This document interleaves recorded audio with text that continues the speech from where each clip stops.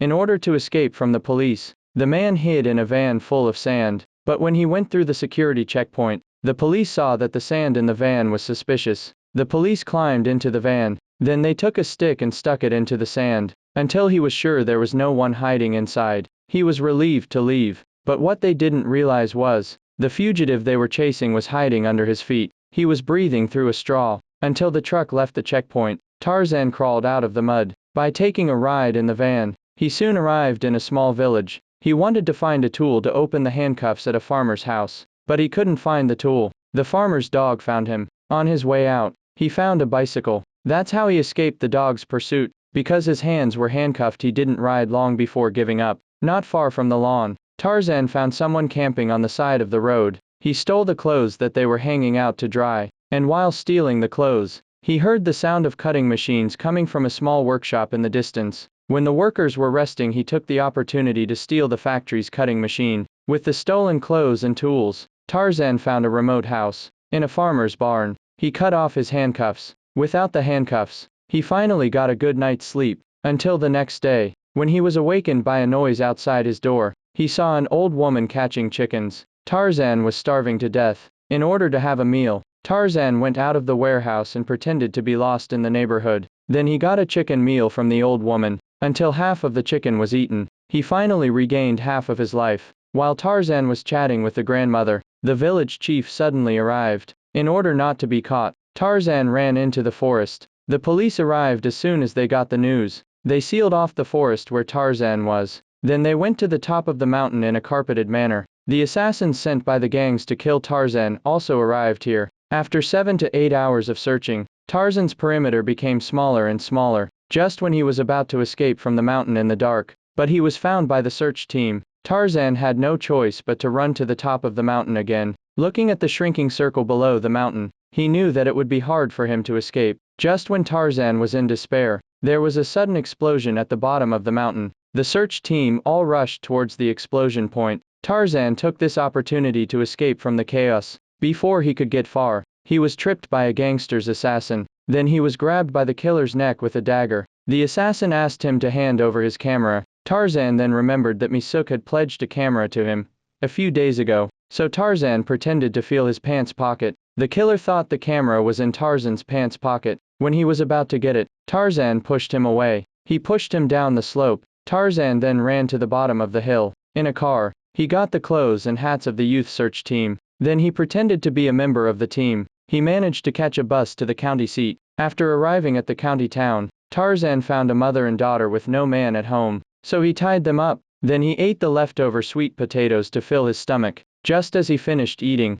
he remembered that the killer had cut his neck. His daughter's doctor told him he mustn't let the wound get infected for the bone marrow transplant. Thinking of his daughter, who desperately needed his bone marrow to save her life, Tarzan immediately panicked. He asked the kidnapped girl if she had any anti-inflammatory medicine at home. The girl told him to clean the wound and put a band-aid on it. Tarzan took a shower at the girl's house and put a band-aid on it. In the middle of the night, when the mother and daughter fell asleep, Tai suddenly remembered the killer asked about the camera thing. He remembered that at that time, because he was in a hurry, he brought the camera back home. The camera was taken out to take pictures by his best buddy. As long as he finds the camera, he might be able to clear his name. The next morning, Tarzan changed his hairstyle and wore the girl's father's clothes. He put on old glasses and disguised himself as a businessman. He boarded the bus to go back. As soon as the bus got off the highway, it was confronted by the police. When the police compared him with the fugitive's photo, he was not only not afraid, but also stared at the police with a look of impatience. Tarzan's confident look made the police unsure. He looks exactly the same, but he gave Tarzan a pass. As soon as Tarzan got back to Seoul, he called his ex-girlfriend to tell her he was okay. He knew that In-hai would be very upset, but when In-hai heard his voice, she was furious. She asked him why he killed her. Why did he do those things? Although In-hai didn't believe that he didn't kill anyone, but in order to save her daughter's life, In-hai could only do what Tarzan said. He didn't tell his fiancée. He didn't tell his fiancée about Tarzan's return to Seoul. As soon as Tarzan reported his safety to In-hai, he contacted his little brother, Kang Man-seok. He wanted the camera that proved he didn't kill anyone, but Kang Man-seok is now under police control. At the police's request, he and Taesan agreed to meet at 9 o'clock tonight. Gangman Siak thought he could clear Tarzan's name by trusting the police, but he didn't realize that there was a spy inside the police. His conversation with Tarzan was bugged by the gangsters, so when Gangman Siak returned home, Tarzan was not waiting for him at home. It was an assassin sent by the gangsters. When Tarzan entered the house, Man Siak was already dead. While Tarzan was grieving over the body, the assassin was already behind him, but the cell phone of the police officer outside the door rang. When he heard it, the killer turned off the lights. Realizing the situation,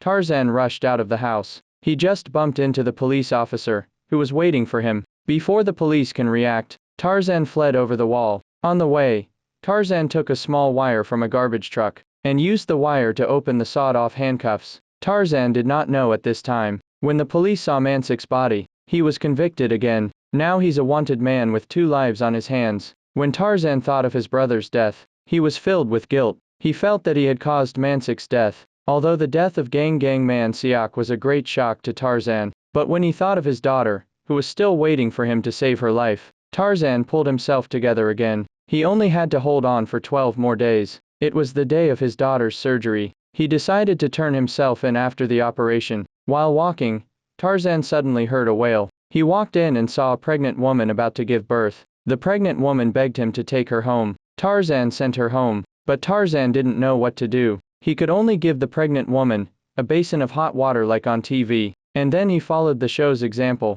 He told the pregnant woman to push regularly, but after a long time, the baby still didn't come out. Watching the pregnant woman in pain, she was crying out for her husband. Tarzan was reminded of his ex-girlfriend In Hai. He knew that when In Hai gave birth to Su Jin alone, she must have been in the same pain, and he wasn't with In Hai at that time. When he thought about it, Tarzan felt guilty. But fortunately, thanks to Tarzan's efforts, the pregnant woman finally gave birth to her baby. After the baby was born, Tarzan became a temporary babysitter. She not only had to take care of the woman's life, she also had to wash the newborn's diapers. According to the local custom, he installed a no-entry rope in the woman's house. With this rope, no outsiders could come to the woman's house. Tarzan wanted to stay here for 12 days before he went to rescue his daughter, but the police received a tip-off and came to the neighborhood. The woman saw the news of Tarzan's hunt on TV. Before the news was over, there was a knock on the door. Tarzan was panicked. When he heard the sound,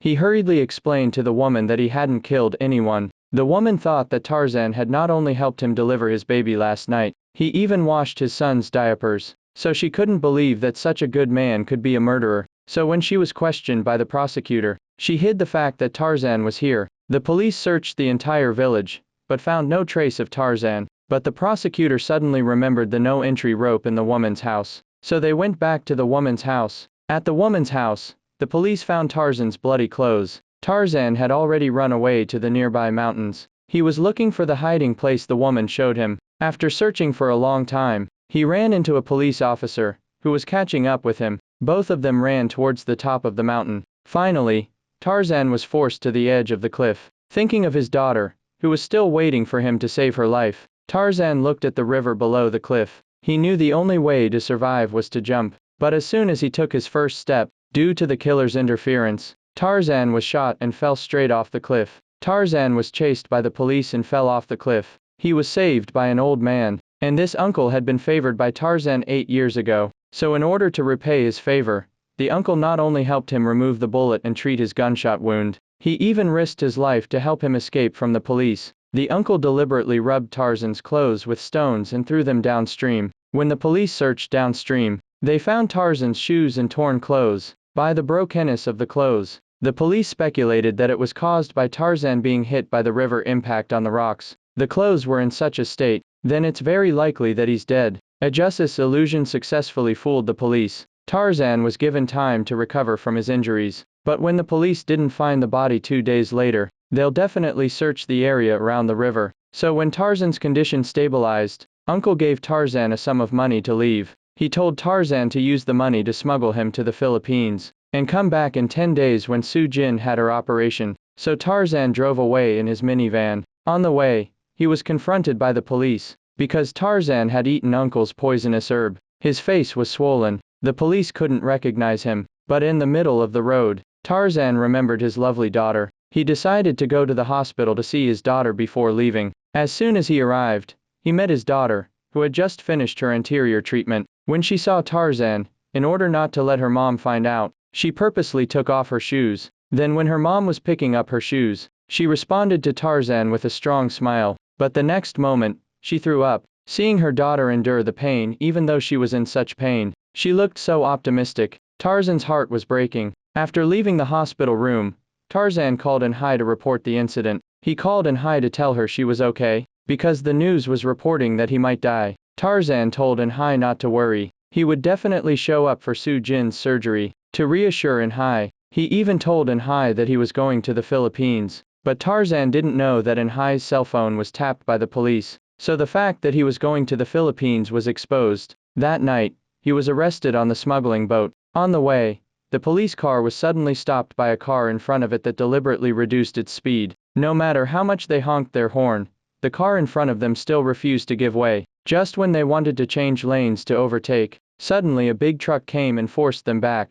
The door of the van slowly opened. Then the killer in the van raised his smoke gun and shot into the driver's side of the police car. The smoke interfered with the police car and forced it to stop. Then several assassins came down from a black car. They beat up the police officers. They even smashed the policemen's cell phones. In just 2 minutes, several police officers were knocked unconscious. In order to prevent the police officers from waking up and catching up, the killer also broke the tires of their car. When the prosecutor woke up, the gangsters had already left with Tarzan. The prosecutor could not do anything when he saw the car in the distance, although Tarzan was captured by the gangsters. But the next day, the prosecutor, based on his judgment, he quickly found the abandoned factory where Tarzan was being held. But when he arrived here, he was knocked out by the killer again. Then he was kidnapped by the gangsters. In order to get rid of the prosecutor, he threatened Tarzan's daughter's life. He wanted Tarzan to kill the prosecutor, but Mr. Moon hadn't gotten the camera with the evidence of his crime, so he didn't kill Tarzan and the prosecutor.